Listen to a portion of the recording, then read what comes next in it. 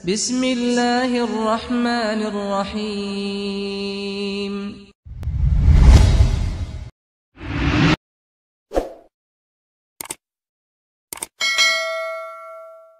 Kemudian kita masuk ke dalil yang setelahnya. Dan ini maksud saya adalah dalil yang kita bahas masalah ujian dan cobaan dulu. Tadi ya, yang datang secara individu. Manfaatnya sudah kita sebutkan, dalilnya adalah Al-Baqarah 155. Kalau ini pasti akan datang. Kayak misalnya tadi sakit, ya, kemudian gangguan orang, hilangnya barang, meninggalnya orang yang dicintai. Secara individu kafir atau beriman akan datang. Dalilnya Al-Baqarah 155, di buku kita ada itu. A'udzu billahi minasyaitonir rajim wa lanabluwannakum bisyai'im minal khaufi wal ju'i wa naqsin minal amwali wal anfusi wath thamarat wa basyiris sabirin. Sungguh kami akan memberi cobaan kepada kalian. Ini yang dimaksud adalah cobaan dan ujian tadi yang datang kepada individu. Beriman atau kafir sama datang kepadanya.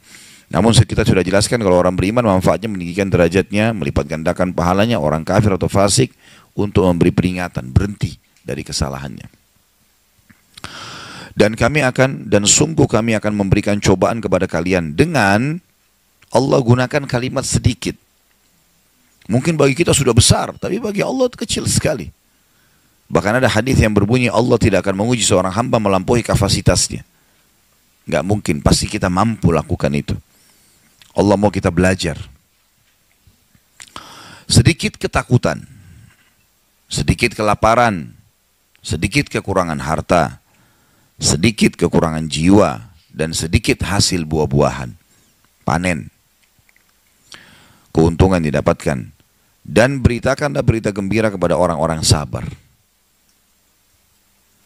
Dan di sini saksi bahasan kita adalah berita gembira untuk orang-orang yang sabar. Dia jadikan sebagai perangkatnya.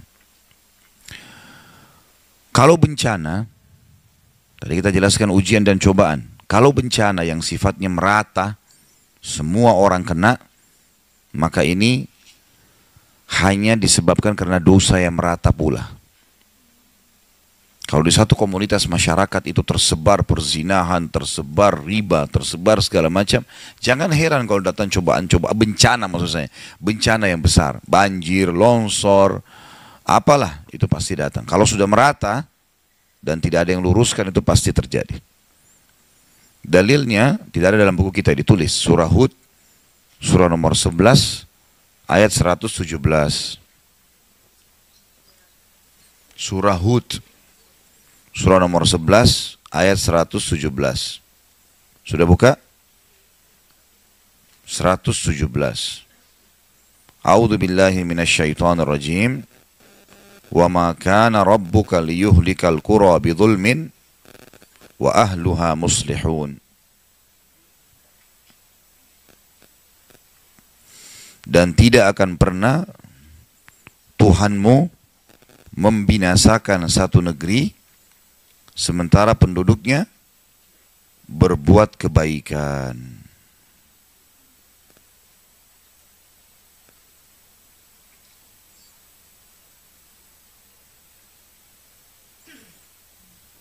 Sudah? Kita pindah dari selanjutnya surah Al-Qasas. Jadi perhatikan tadi Hud itu 117, bukti nyata Allah menjanjikan kepada kita dan Allah tidak akan pungkiri janjinya. Tidak mungkin bencana datang sementara penduduk negeri itu bukan masih beriman. Muslihun itu berbuat kebaikan, kepatuhan. Artinya mereka berbuat kebaikan-kebaikan. Jadi nggak mungkin kalau kita patuh, kita sholat, kita ibadah segala macam, kemudian datang bencana, nggak mungkin. Kalau kita lihat Indonesia sekarang datang bencana, tapi masih belum merata ya. Ada banyak wilayah yang kena. Ini karena masih berimbang antara orang yang berbuat salah dengan orang yang berbuat baik. Tapi kalau merata, hampir seluruh negeri, seperti kita tahu negerinya kaum Lut. Satu negeri mayoritasnya homoseksual. Allah binasakan sekalian. Ya. Kaum Saleh, kaum Thamud, kaumnya Nabi Saleh. Satu negeri semuanya pencuri, curang dengan timbangan. Mereka sudah saling tahu ini, saling mencuri. Sampai suami istri pun tidak saling tenang. Karena bisa ditipu oleh pasangannya. Dinasehatin nggak mau, dibinasain sekalian.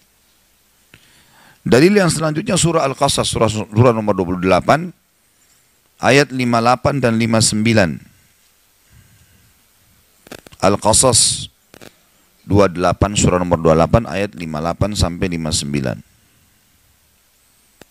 Ini rajin nulis karena mau ditanya atau mau ilmu ini? Hah? Saya lihat Masya Allah sekarang, wah rajin nulis. Nanti Tommy pertemuan akan datang, jangan taruh buku di sini. Saya mau lihat nulis nggak. Ilmu ini ya, untuk diterapkan dalam kehidupan, bukan karena buku. Baiklah, Alhamdulillah. Jangan ada yang tersinggung, karena kalau tersinggung berarti kena itu ya. Nggak tersinggung kok, tapi mukanya cemberut ya. Baik, kita baca surah Al-Qasas 28 ayat 58 dan 59. Saya bacakan 58-nya. A'udzu billahi minasyaitonir rajim. Wa kam ahlakna min qaryatin batirat ma'isyataha fatilka masakinuhum lam tuskam min ba'dihim illa qalila wa kunna nahnul warithin. Dan berapa banyak penduduk negeri yang telah kami binasakan. Banyak yang Allah SWT sudah binasakan. Ini diceritakan sebagian kecil yang sudah bersenang-senang dengan kehidupan mereka, berfoya-foya, ya, zina sana sini, mabuk, segala macam mereka lakukan. Maka itu lihat tempat-tempat kediaman mereka yang tidak didiami lagi sesudah mereka, kecuali sebagian kecil. Ada sebagian orang yang masih menempati, tapi sudah tidak ada. Paling pun cuma jadi kenangan sejarah. Kayak kita tahu misalnya Madain Saleh yang ada di Saudi, yang tempatnya kaum saleh. Ada sekarang, kita bisa lihat tempatnya mereka. Atau mungkin yang di Jordania, yang dianggap itu juga bagian daripada kemungkinan di situ juga tempatnya, karena masih diterka-terka oleh banyaknya ahli sejarah gitu kan. Di Petra, itu juga sama.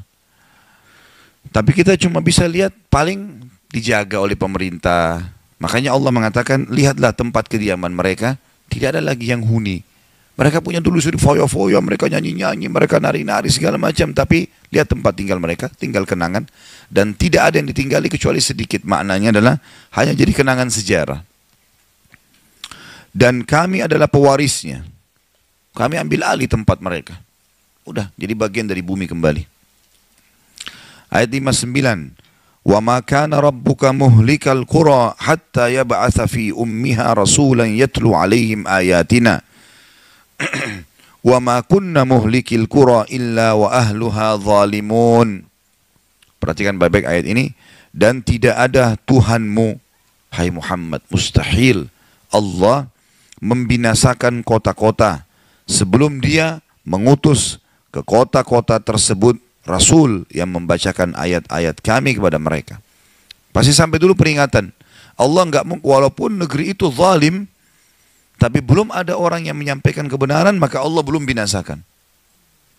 Orang-orang Quraisy itu menyembah berhala udah lama. Dari zamannya Amr bin Luhai, ratusan tahun sebelum lahir Nabi Muhammad SAW. Tapi memang belum ada yang sampaikan kepada mereka masalah itu. Sampai Allah lahirkan di kota mereka Nabi Muhammad SAW, didakwahi 13 tahun, sampai Nabi diusir dari Mekah, masih mendakwahi dari Madinah 10 tahun, tidak mau juga, udah sekalian Allah Subhanahu wa ta'ala hukum. Tapi karena mereka membuka diri 10 tahun, tahun 10 Hijriah, tahun 8 Hijriah, awal tahun 9 Hijriah, Nabi SAW menyerang mereka, akhirnya mereka takluk dan dikuasai, banyak masuk Islam. Ya sudah, mereka menerima hukum Allah, maka Allah SWT tidak jadi hukum. Dan tidak ada Tuhanmu membinasakan kota-kota sebelum dia mengutus di ibu kota atau di kota tersebut seorang Rasul yang membacakan ayat-ayat kami. Dan perhatikan penutupan ayat. Dan tidak pernah pula kami membinasakan kota-kota kecuali penduduknya dalam keadaan melakukan apa? Kezaliman. Enggak mungkin Allah binasakan kalau tidak berbuat kezaliman. Maka ini perlu digarisbawahi. Harus ada penyebab dulu. Para sahabat mengatakan, kami sangat tahu dan sadar kalau kami akan memenangkan peperangan melawan musuh kalau kami sudah dengar dalam benteng musuh mereka mencaci maki Allah dan Rasulnya. Betul mereka orang kafir, didakwahi, dikepung, tapi masih terjadi perang manusia biasa.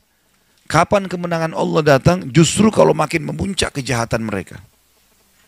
Kami tahu kami akan menang, justru kalau kami dengar cacian dari benteng musuh kepada Allah dan Rasulnya. Kapan mereka mencaci maki itu sudah selesai, besok kita menang tuh.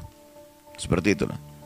Karena ada kezaliman yang terjadi yang luar biasa, maka Allah binasakan.